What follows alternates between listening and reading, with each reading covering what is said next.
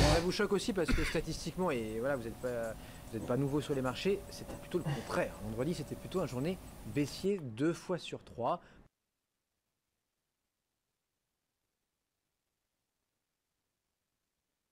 Le message, Philippe, je vous gardez la main dans un instant. Jean-Louis aussi, il a le droit de parler. Jean-Louis Cussac chez Perceval, il se passe quand même des choses dans la cote. Bouygues aujourd'hui, France Télécom hier, et parfois pour des raisons fondamentales, hein, quand on parle d'habillage de portefeuille ou d'algorithme, là on achète des nouvelles. Oui, je vous l'avais dit la semaine dernière, justement, je vous disais France Télécom, là, depuis quelques jours, quelques semaines, faisait l'objet, par exemple, d'une amélioration du consensus. Il y avait clairement des analyses qui étaient sorties, plutôt, on passait de vendre à neutre ou de neutre à surperformance. Graphiquement, bon, on voyait qu'elle était en train de... Bon, moi j'en ai donc acheté un petit peu, je vous le disais, et j'avais un objectif 8,55, 60, ben voilà, il a été atteint. J'ai déjà revendu, hein, c'est fini, hein, je vais essayer de racheter plus bas. Et une très belle opération hier, elle a pris 6%, c'était joli. Oui, alors, en effet, les gérants qui doutent, évidemment, avec cet état de l'économie mondiale, toutes ces menaces, bon, Chypre, on pourrait, évidemment, il y a de quoi dire, ils sont très très méfiants, mais ils ont besoin d'acheter parce que si il n'y a pas de flux, etc., il y a les particuliers, alors ils ne se font pas pigeonner, ouais, je ne sais pas, parce qu'en même temps, ils mettent l'argent bien quelque part. Je pense qu'ils mettent l'argent dans les assurances vie, ils mettent l'argent qui, en définitive, d'opérateurs individuels qui travaillent sur la bourse en direct parce que les taux d'imposition sont trop élevés et puis ils prennent le risque après de se faire avoir sur des pertes et puis bon, ben, il faut attendre de récupérer de l'argent pour les éponger. Donc c'est vrai qu'ils vont moins en direct sur la bourse, mais ils y vont quand même. Alors, bon, mais les gérants, ceux qui vont prendre les décisions d'investissement, eux, sont super méfiants parce qu'ils sont bien conscients que la situation n'est pas claire. Et voilà, on l'a vu. Alors, par contre, ils achètent des choses ciblées sur lesquelles la visibilité semble s'améliorer un peu. Bouygues en a fait partie, mais ça reste quand même des dossiers un peu difficiles. France Télécom reste un dossier difficile, mais ça s'améliore, elle est très basse. Alors, à un moment donné, ils vont chercher des valeurs comme ça, c'est tout à fait logique. Ils en ont peut-être pas trop, donc ils payent un petit peu. Mais bon, il n'y a pas des grandes choses qui se passent. On n'est pas dans des grands moments de bourse. La situation aux États-Unis est très différente. Moi, quand je vous entends comparer les États-Unis et la France, c'est très très différent. On a multiplié le dollar comme les petits pains, alors il faut bien qu'ils aillent quelque part. Et puis eux, bah, qu'est-ce qu'ils font quand ça va mal? Ils achètent chez eux et uniquement chez eux. Donc les bourses là-bas sont très, très, très hautes. On a des bulles en formation qu'on n'a pas du tout en Europe aujourd'hui. La situation est très différente de celle de 2007. Partout dans le monde presque, hein. Mais là la situation est totalement différente. Le marché français, pour l'instant, il n'est pas tellement vulnérable parce que justement tout le monde est méfiant. Alors l'alerte intraday sous 3810, c'est pas méchant. Après les alertes court moyen terme, c'est plutôt 3730, vous voyez, des choses comme ça. Il y a de la marge, le marché peut respirer. Je pense d'ailleurs qu'il va le faire dès lundi. C'est tout à fait possible dans le début de semaine parce que en effet, je suis d'accord avec Philippe, le trading algorithmique,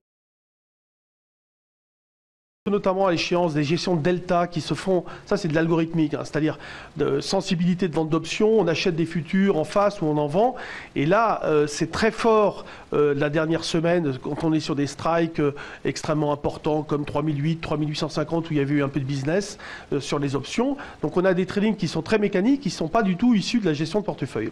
Bon, merci Jean-Louis. Le consensus pour terminer, Philippe, il vous fait rire, sourire. Il tient pour l'instant, hein, c'est celui de fin 2012. Vous nous promettez un CAC 4000 en fin d'année, 4100, on est déjà un peu en avance d'ailleurs là. Ou vous considérez comme Jean-Louis qu'on a sûrement touché un top au moins récent, là à 3870 hier?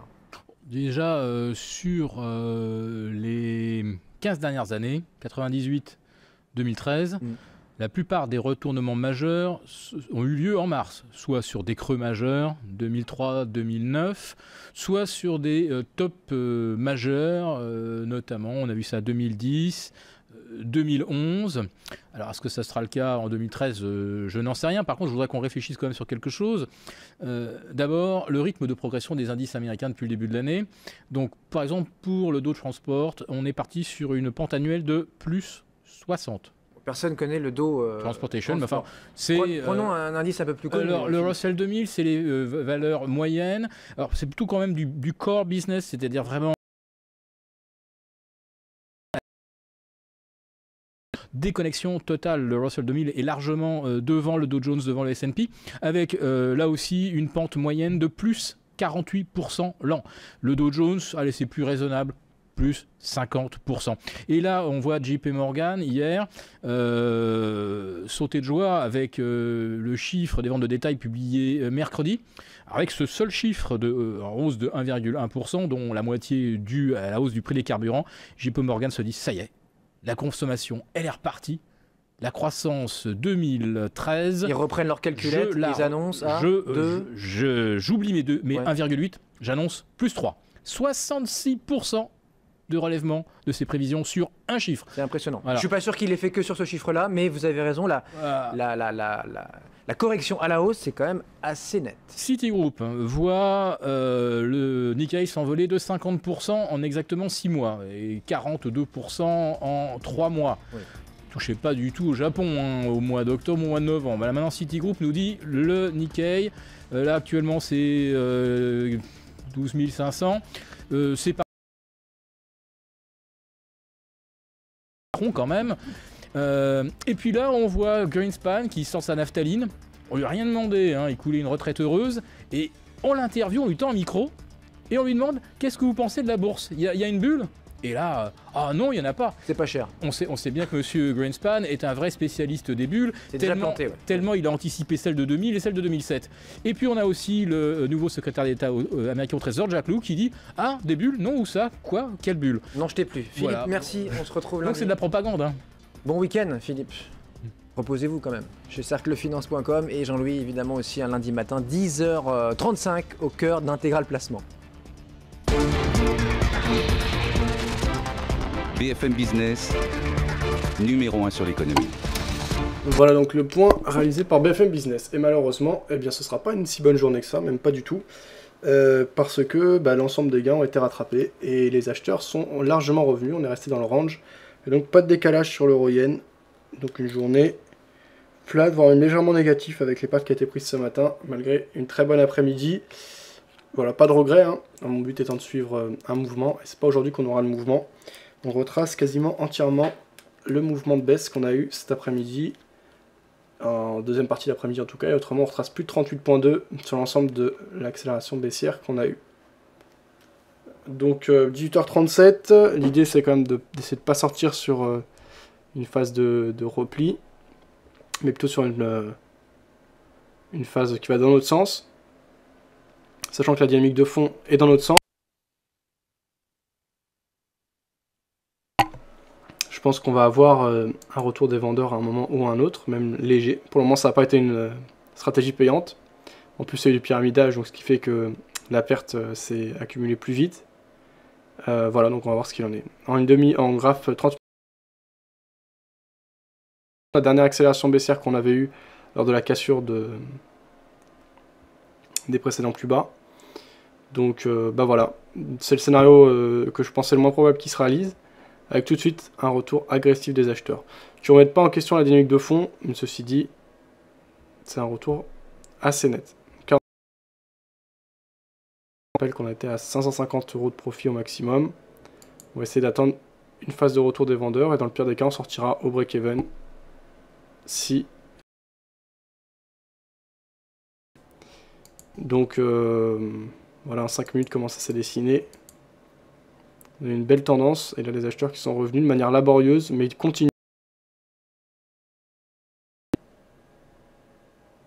Et qui continuent à maintenir de la pression. Sur dollar-yen, on a réintégré le canal, donc il s'agit d'une fausse cassure du support horizontal, ce qui est assez surprenant.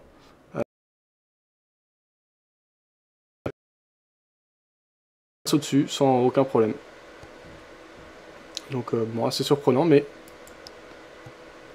là les marchés ont toujours raison, et actuellement tracement de la dynamique de fond, je pense qu'on va avoir un retour des vendeurs, ne serait-ce que minime à un moment donné. Pour le moment ça n'est pas le cas. En 5 minutes, depuis l'accélération baissière, on est accrochage de 60 points en... plus que 60 points, 70 points en 15 minutes, 20 minutes, eh bien...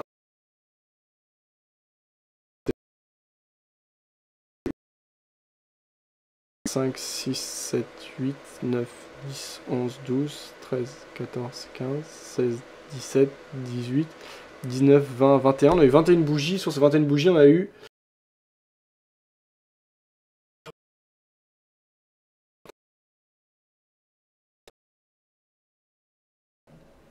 70 € de profit. On va voir là si les vendeurs sont capables de revenir, ne serait-ce qu'un peu. On va essayer de bloquer au moins un petit gain, ce qui sera mieux qu'une perte, mais qui ne sera pas une bonne journée. Toujours pas, donc des marchés assez durs à cerner en ce moment. Mais bon, pas de problème. Alors, il y avait Patrick ex-financier qui faisait le bilan de ses analyses sa journée de trading, on écoute ça. Toujours à la recherche d'un point de sortie là. Bonsoir, voici l'analyse technique du CAC 40 pour le 18 mars. Donc ça sera la version journalière et hebdomadaire sur cette... Les dangers du trading, de ne pas connaître les règles de chaque produit peut être très dangereux. Aujourd'hui, nous avons eu donc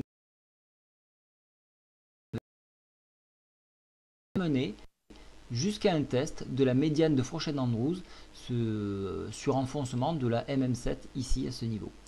Alors, ce point-là est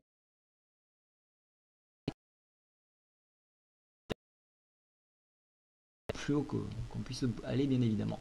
Alors, aujourd'hui, c'était les 4 sorcières, donc il y a eu des prises de bénéfices, hein, d'où l'explication de cette baisse.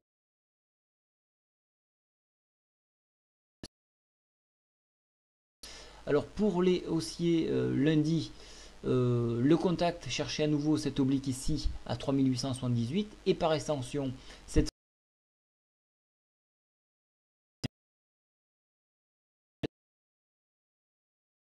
sur 3838 points. Alors, personnellement, j'ai coupé toutes mes positions. Nous approchons dangereusement donc,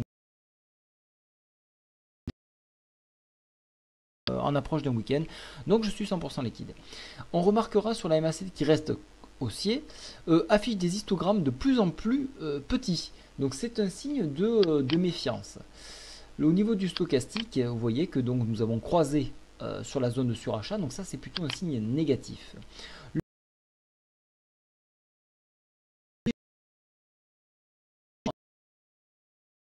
reviens donc sur ma tasse ici avec Hans, avec un objectif hebdo 4080 points. Donc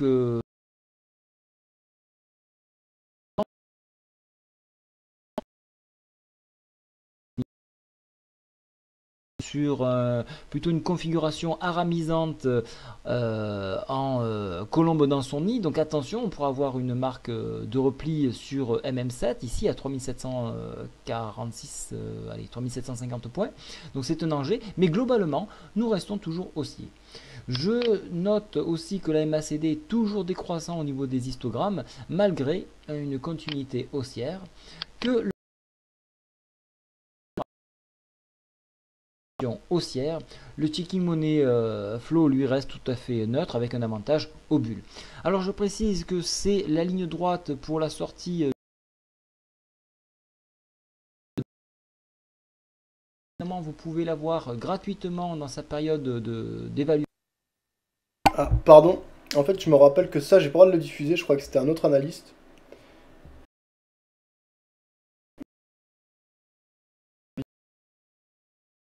Facebook. Pour dire, j'ai pas le droit de la partager. Bon, je vous mets le lien vers son site. Et si il m'entend, désolé d'avoir diffusé sa vidéo. Je sais qu'il aime pas ça. Je l'ai pas fait contre lui. C'est simplement que je regarde l'ensemble des vidéos sur YouTube. Et que c'est le seul à pas vouloir, donc du coup, parfois je fais pas attention. Je vous mets le lien vers son site.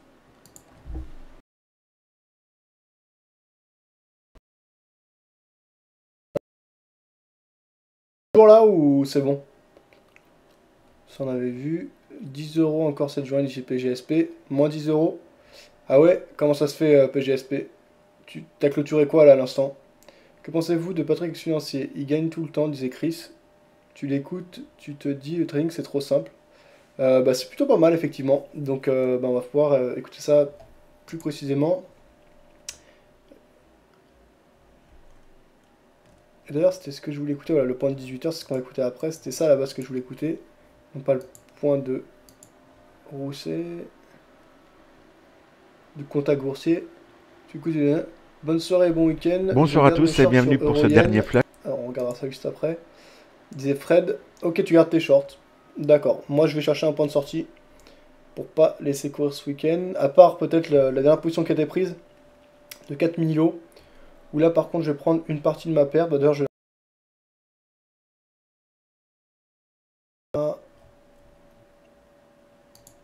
Ouais, moins 30 points donc c'est ça.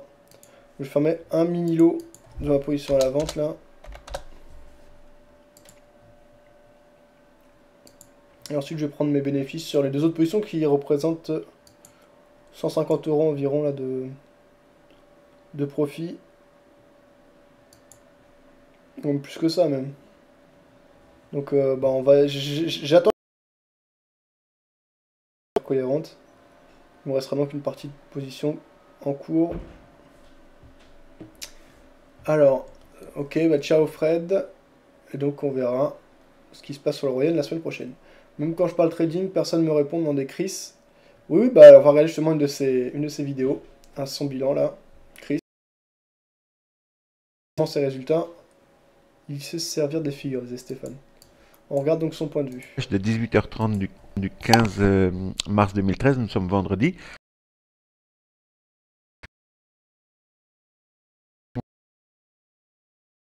Vous agissez librement.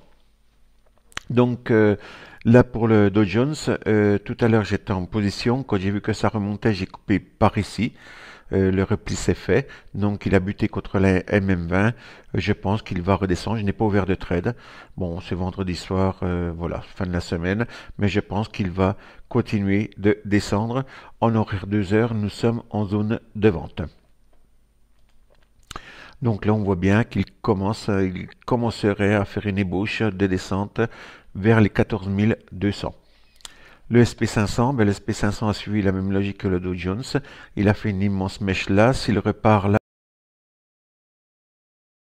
vraiment ce qu'on appelle peut-être une étoile filante du soir. Donc ça voudrait dire qu'un retournement de tendance est en train de se faire si on a une... Donc là, on voit ils ne sont quand même pas sortis de cette oblique ici, hein. Il faudrait un signal quand même beaucoup plus clair que ça soit bien amorcé. Le CAC 40, eh bien, le CAC 40 est resté là où on était à 15h30, donc je n'ai pas ouvert de trade concernant le CAC 40. L'euro USD ouverte, je l'ai coupé par ici à 92 je crois, et donc un repli s'est effectué. Bon là je ne sais pas ce qu'il va donner, c'est vendredi soir.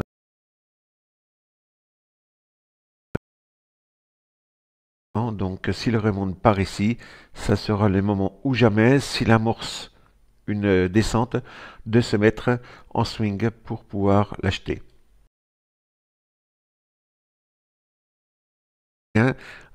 A fini quand même par donner signe de vie. Donc là, visiblement, il a cassé sa résistance et le Bollinger. Donc je pense que dès elle se propose. Et peut-être que je ferai un achat. Voilà, sinon, en ce qui concerne mes trades d'aujourd'hui, sur le Dow Jones, j'ai fait plus 35 pips, SP500 plus 10 pips, et l'euro, je me suis rattrapé par rapport à hier, j'ai fait plus 47 pips, donc je totalise sur la semaine 267 pips de gain. Bon, c'est bien, mais ça aurait pu être mieux. En tout cas, 267 pips de gain, on imagine, pour ceux qui tradent, hein, à 2 euros le pips, ça fait 510 euros de gains sur une semaine. Si on multiplie ça par 4 semaines, ça fait quand même 2000 euros par mois. Je vous souhaite un bon week-end à tous, et puis à lundi pour de nouvelles aventures. Effectivement, excellent bilan hebdomadaire. On suivra avec plus d'intention les résultats de cette analyse, je vous mets le lien vers son site bourse-en-réel.fr.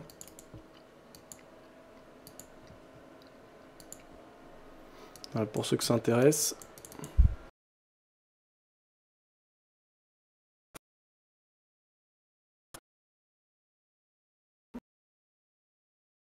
Est-ce que ça hache beaucoup? Est-ce que ça hache un peu? Voilà. Si on peut me donner plus d'informations, s'il vous plaît. Est-ce que vous avez bien mis en qualité faible qualité? Bientôt fini l'émission. Moi, je tends juste un point de sortie.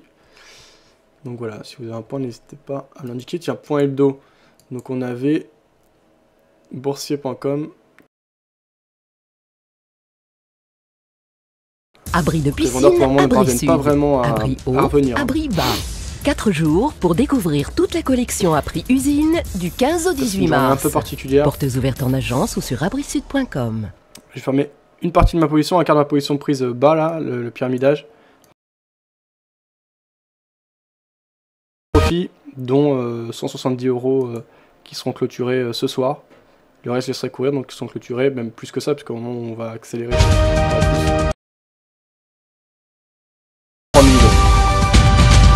Bonsoir à tous, on fait le point sur une semaine prudente à la Bourse de Paris, avec un CAC 40 quasiment inchangé sur 5 séances. Et l'accès de faiblesse de l'euro en milieu de semaine a profité aux valeurs exportatrices. Et si l'or EADS ou encore à l'inverse, fin de la récréation pour Veolia, alors que le titre a repris plus de 40% depuis ses planchers de la fin 2012. Goldman Sachs notamment a dégradé le dossier. Et puis côté publication, bioMérieux et Gemalto n'ont pas convaincu avec leurs comptes annuels. Le marché attendait davantage. Et le secteur des télécoms était au cœur de l'actualité cette semaine, et notamment France Télécom qui bondit sur 5 séances, portées par des avis de brokers nettement plus favorables. Bouygues Télécom, de son côté, a reçu l'autorisation du régulateur pour lancer à partir du 1er octobre le très haut que l'opérateur utilise actuellement pour la 2G, de quoi doper le titre. A l'inverse, Iliad perd du terrain alors que l'autorité de la concurrence a rendu son avis lundi. Le contrat d'itinérance conclu entre France Télécom et le 4e opérateur dans le mobile ne doit pas perdurer au-delà de 2018. C'est la fin de ce flash. Votre prochain rendez-vous, c'est lundi matin dès 9h30. Voilà, donc le point réalisé par boursier.com. Je vais redémarrer parce qu'à un moment